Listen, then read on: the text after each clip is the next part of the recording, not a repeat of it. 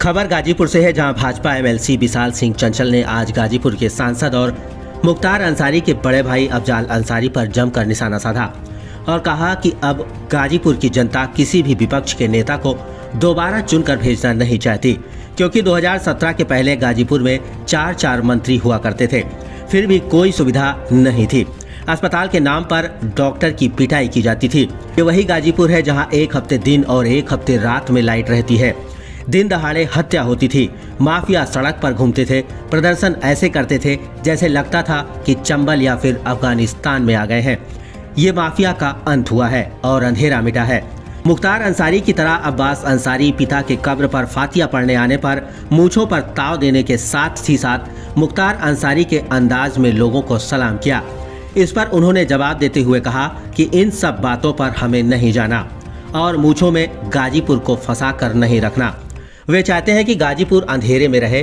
वह 5 साल में क्या बता सकते हैं, यही बताएंगे कि वे आए और अपनी मूंछ को ऊपर की और नीचे किए।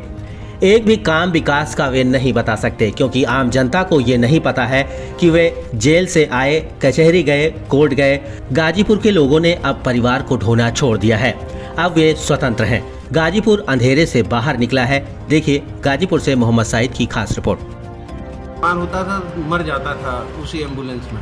आज आप 1-1.25 घंटे में बनारस से गाजीपुर आ सकते हैं। आज गाजीपुर वाले, बनारस वाले सोचते हैं कि पूर्वांचल एक्सप्रेसवे कहीं से हमसे जुड़ जाए। आज गाजीपुर वाले 3-3.5 घंटे में लखनऊ पहुंच जाते हैं। अगर किसी का 7 बजे 10 बजे किसी से मिलना है तो मुझे लग रहा है कि अगर वो 7-6:30 बजे निकले तो लखनऊ पहुंच जाता है। 4 बजे तक काम करके अपने परिवार में 7:30 बजे 8 बजे रात तक पत्नी बच्चों के साथ रोटी भी खा सकता है। बिजली आप देखिए, गाजीपुर जहां मैं भी उस समय विधायक हो गया था, जब रात में यहाँ से गुजरता था बिजली नहीं रहती थी तो मैं पूछता था, गाड़ी में 2 लोग बैठे रहते थे, कौन सा समय चल रहा है, दिन वाला बिजली वाला हफ्ता चल रहा था कि रात वाला। आप लोग भूले नहीं होंगे।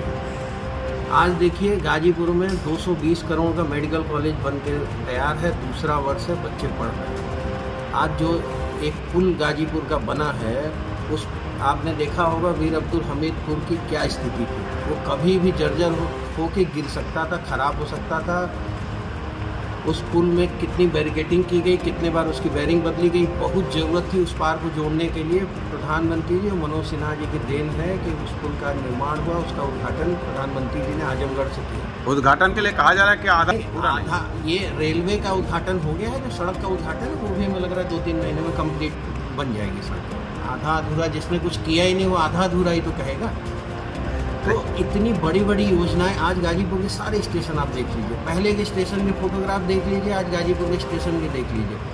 आप गोरखपुर इस मंडल के जो ट्रेनिंग सेंटर है वो देखिए, गाजीपुर का सौभाग्य है, रेलवे ट्रेनिंग सेंटर यहाँ बना। आप जितनी रेलवे की मरम्मत के कोचेज हैं, साफ सफाई के हैं, वो औड़ियार जंक्शन पे बने।